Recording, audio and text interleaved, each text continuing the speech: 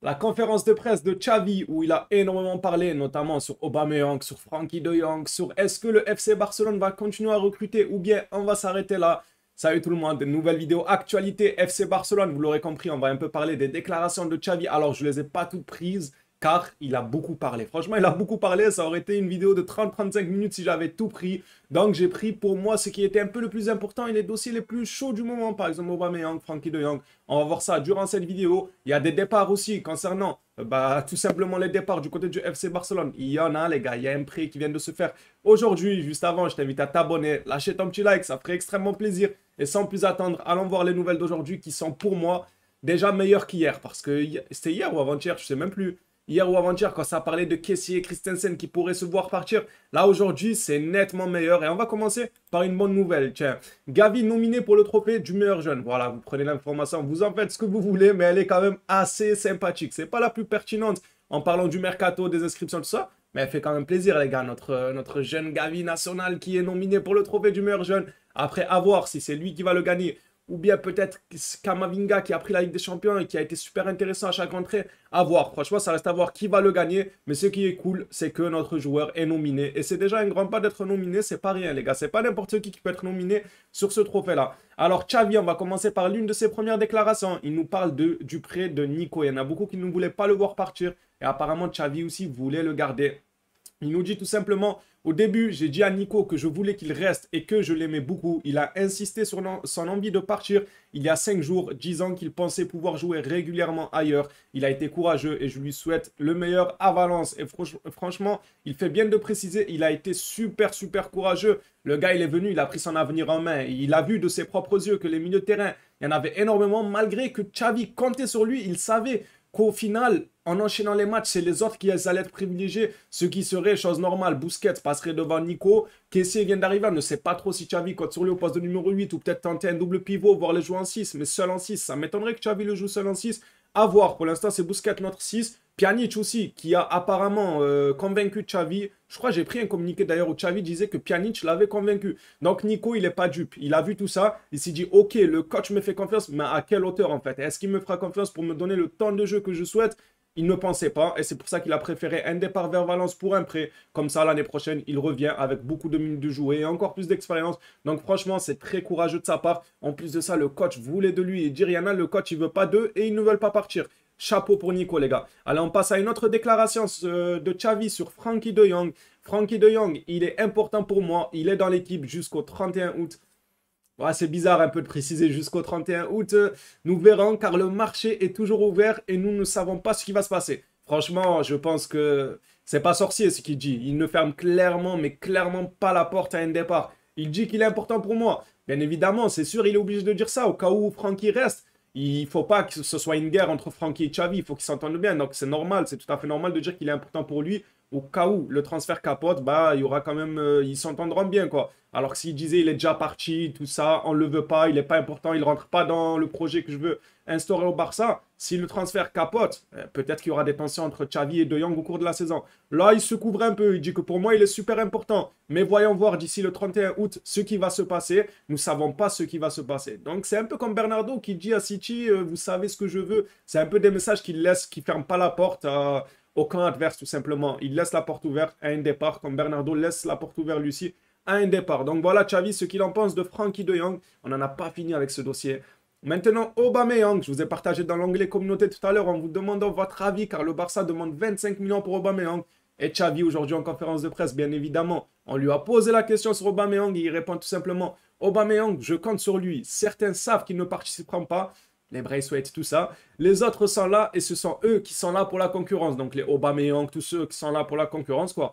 Beaucoup de choses peuvent arriver d'ici le 31 août, encore une fois. Mais je suis enchanté par Aubameyang. Donc il est content d'avoir Aubameyang. Et je pense qu'on est tous satisfaits, les gars, parce qu'en remplaçant de Lewandowski, est-ce que à l'heure actuelle, tu peux trouver mieux qu'Aubameyang? Soyons sérieux, les gars. Est-ce qu'on peut trouver mieux que Aubameyang? Le fait que le joueur lui-même, apparemment, veut rester au Barça et ne serait pas contre une place de remplaçant...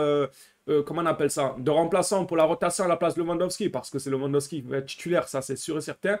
Mais de remplaçant, s'il accepte, franchement, je ne sais pas si on peut faire mieux. Tu fais sortir Lewandowski pour faire entrer Aubameyang, qui répond toujours présent. Moi, pour moi, il faut le garder. Après avoir, j'ai vu un peu quelques communiqués, comment il s'appelle sur Twitter, de Actu Barça. D'ailleurs, je crois, je sais pas trop, mais je crois qu'il travaille avec cette page-là. Je crois que c'est Sofiane qui disait comme quoi, si Aubameyang venait à partir pour une vingtaine de millions d'euros, ça pouvait faire entrer le Barça dans les clous du fair play financier. Et ensuite, on pourrait ramener Bernardo grâce à cette vente-là. Mais à voir, franchement, à voir. Si De Jong part, on n'aurait plus besoin de vendre Aubameyang, par exemple, voire d'autres joueurs comme Depay. D'ailleurs, j'ai pas pris ce communiqué, mais Depay est de plus en plus annoncé du côté de la Juventus. Aujourd'hui, Fabrizio Romano, il a annoncé qu'il y a eu des échanges entre les deux camps et que c'était plutôt positif. Voilà la petite parenthèse, mais à voir Aubameyang, est-ce que vous êtes pour ou contre sa vente? Moi, personnellement, je suis contre parce que pour moi, en doublure, tu peux pas trouver mieux. Dites-moi, vous, de votre côté, qu'en pensez-vous? Est-ce que vous êtes pour ou contre le départ d'Aubameyang? Je sais qu'il y en a beaucoup, vous êtes contre, c'est qui est chose normale. Après, à voir. S'il y en a qui sont pour son départ, dites-nous pourquoi et on en parlera sans aucun souci. Passons maintenant à la suite. Tuchel a lui-même parlé d'Aubameyang. Il ne ferme pas la porte à son arrivée. Tuchel sur Aubameyang, j'ai beaucoup aimé travailler avec lui car les deux hommes ont déjà travaillé ensemble par le passé. C'était un plaisir. Je n'ai jamais eu de problème. Certains joueurs restent vos joueurs car vous êtes très proches. Aubin, c'est l'un d'entre eux. C'était tout de suite un lien très fort. Donc apparemment, il y a une très bonne entente entre les deux hommes. Et Tuchel, bah, il ne refuse pas une arrivée d'Aubameyang du côté de Chelsea. Donc à voir, Tuchel qui met le point sur la relation Tuchel-Aubameyang qui était apparemment plus que bonne. J'espère qu'ils ne sont pas allés très très loin quand même. Mais apparemment, leur relation était super bonne.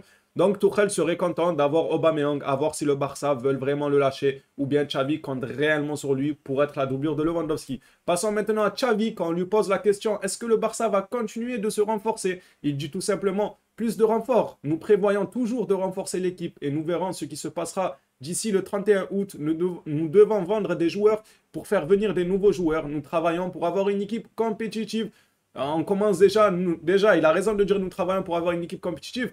Mais pour moi, on l'a déjà fait quand même, les gars. Franchement, on l'a déjà fait. Défensivement, on a recruté. Peut-être il y en a qui diraient un défenseur droit, un défenseur gauche, à l'appréciation de chacun. Défensivement, on a recruté. Milieu de terrain, on est bien fourni. En attaque, on a recruté. En doublure, on a recruté.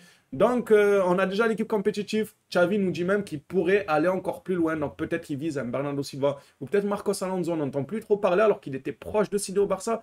Là, ces derniers jours, c'est soit ils sont en train de peaufiner les derniers détails, soit peut-être c'est en train de tomber à l'eau petit à petit, on n'en sait pas grand-chose. Mais Xavi nous dit qu'apparemment, le Barça, bien évidemment, il compte encore ramener des renforts. Ce n'est pas encore fini d'ici le 31 août, mais il faut pour ça des ventes. Et en parlant de ventes, Collado, on en parlera. En attendant le quatrième levier, la Liga est d'accord pour activer le quatrième levier. Enfin, ils ont accepté l'activation du quatrième levier parce que vous savez que c'est étudié. Quand le Barça veut faire un levier, ils présentent le dossier à la Liga qui, eux, voient un peu leur boulot. Est-ce que ça va le faire ou pas? La Liga, c'est OK pour eux, ils ont validé. Donc, le quatrième levier élevé. Le Barça pourra enregistrer presque toutes ses signatures immédiatement. Ils ont encore besoin de libérer de l'espace salarial, mais ils l'ont presque fait. Alors, le presque, les gars, peut-être ça va rendre triste beaucoup d'entre vous, mais apparemment, c'est Koundé qui va prendre cher de ce presque-là. Quand on dit presque, apparemment, c'est Koundé qui pourrait ne pas être inscrit. Mais pas de panique, le Barça a jusqu'au 31 août pour inscrire ses joueurs. Pas comme on a voulu nous faire croire qu'avant samedi contre le Rayo, s'il y a des joueurs qui ne sont pas, comment on appelle ça? S'il y a des joueurs qui ne sont pas inscrits, ils pourraient partir. Non, c'est jusqu'au 31 août, les gars. On a encore quelques jours. Donc ça va, il n'y a pas le feu. Maintenant, Collado qui part en prêt. Barcelone a effectué un autre départ. Alex Collado rejoint Elche en prêt. Aucune option d'achat incluse et 50% de salaire couvert. Ça va, c'est pas mal. Elche prendra en charge 50% du salaire. En plus de ça, il n'y a pas d'option d'achat. Donc, Collado reviendra parmi nous. Après, à voir si Collado, un jour, aura le temps de jeu qu'il faut. FC Barcelone, à voir parce qu'on a énormément de très bons attaquants droit, attaquants gauche, tout ça. On est bien fourni en attaque. Et je pense qu'avec les années à venir, il n'y a que des pépites qui vont encore plus arriver. Je ne sais pas, Collado. Pour l'instant, j'ai du mal à le voir titulaire indiscutable dans l'année prochaine ou dans 2 ans au Barça. Après avoir, il peut nous surprendre car il a fait une bonne pré-saison. Enfin, on ne l'a pas trop vu non plus, mais le peu qu'on a vu, il était super intéressant. Mais pour moi, je ne sais pas, je ne le vois pas comme l'avenir du Barça. Je ne sais pas vous de votre côté ce qu'il en est, mais moi je le vois comme ça. Du coup, presque tous les joueurs seront inscrits, comme disait le communiqué d'avant. Presque tous les joueurs seront inscrits entre aujourd'hui et demain, sauf, encore une fois, ils disent presque, les gars. Le presque, apparemment, on va finir d'ailleurs par ça. C'est tout simplement Jules Koundé. Koundé ne sera pas inscrit pour le match de demain. Il est trop juste physiquement et le club préfère d'abord enregistrer d'autres joueurs pour le moment. Donc apparemment, c'est Koundé qui va compatir du fait qu'on ne veut pas enregistrer tout le monde. Alors c'est pas, il ne va pas repartir à Séville, les gars. C'est juste pour ce match-là, comme je vous ai expliqué. On aura jusqu'au 31 août pour inscrire Koundé. Mais pour le match contre le Rayo, il faut inscrire des joueurs et ça sera Koundé qui ne sera pas inscrit apparemment. aussi parce qu'il y a une raison. Il a des gènes musculaires. Donc, entre choisir d'inscrire quelqu'un qui a des gènes musculaires et que dans tous les cas, il ne jouera probablement pas contre le Rayo, ou inscrire quelqu'un qui, lui, peut jouer, il peut faire ses premières minutes, c'est logique que tout le monde choisit de signer celui qui peut jouer et qui peut faire ses premières minutes dorénavant directement. Vous comprenez? Moi, ça me paraît tout à fait normal. Mais Koundé, comme j'ai dit, pas de panique. D'ici le 31 août, normalement, tout devrait rentrer dans l'ordre et il sera inscrit. Voilà, cette vidéo est terminée. Merci à tous ceux qui l'ont suivi jusque-là. Merci à tous ceux qui se sont abonnés. Lâchez le petit like, ça fait extrêmement plaisir. On a à peine à quelques abonnés des 34 000. Maintenant, on va viser les 35 000. Merci à tous pour votre énorme soutien. On se dit à la prochaine vidéo. Actualité FC Barcelone ou bien un petit live ce soir peut-être les gars. Là c'est vraiment peut-être avec des pincettes. Là je parle sérieux. Ça dépend juste des informations. S'il y a encore des informations concernant les inscriptions ou quelque chose de lourd qui tombe, bah je balancerai un live. Si voilà on reste un peu sur les mêmes informations que cette vidéo, il n'y a pas forcément besoin de faire un live. Vous l'avez compris. Merci à tous les gars pour votre soutien. Prenez soin de vous les phénomènes.